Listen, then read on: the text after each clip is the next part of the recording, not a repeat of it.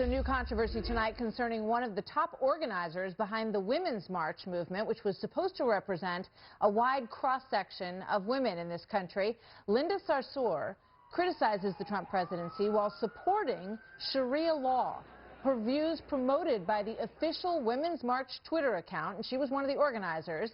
They say they will always have her back. But now some are questioning if she's the right messenger for women of this country. Sarsour has lashed out at other prominent women who are in favor of reforming some of the tenets of Islam.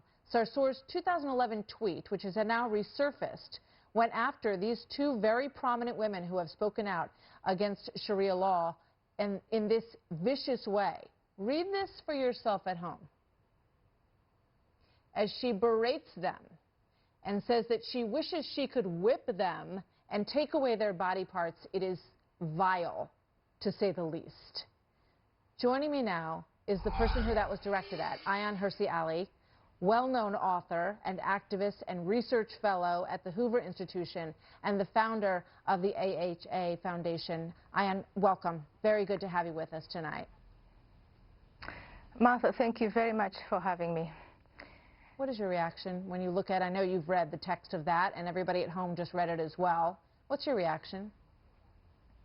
My reaction is that Ms. Sarsour is hostile to me, not because she knows me, but because she's a fake feminist.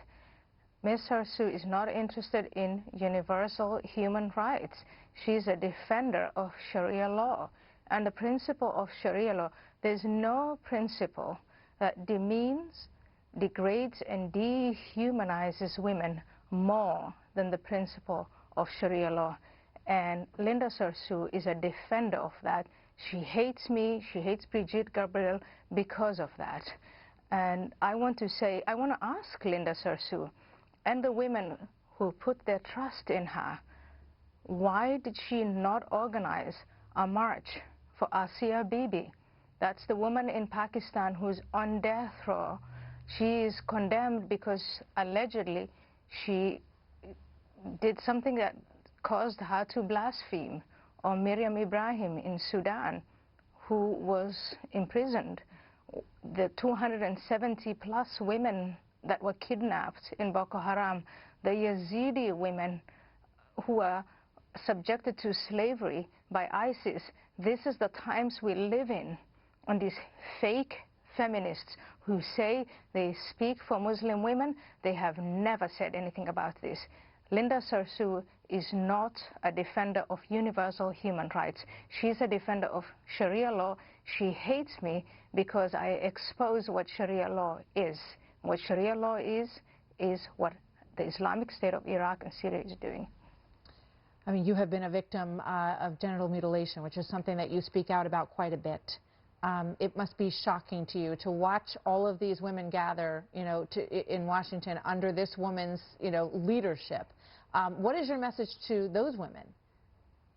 Well, I have friends there who marched, and when they spoke to me, I would say to them, listen, guys, we have threats, real threats against women, a real war on women. Our genitals are being cut. 140 million women have been subjected to genital mutilation. Child brides. We have women in China, for instance, the technology of looking at what is in your womb. I have a baby, and I had, 20 weeks, I could tell whether that was a boy or a girl. That technology is being used to remove girls.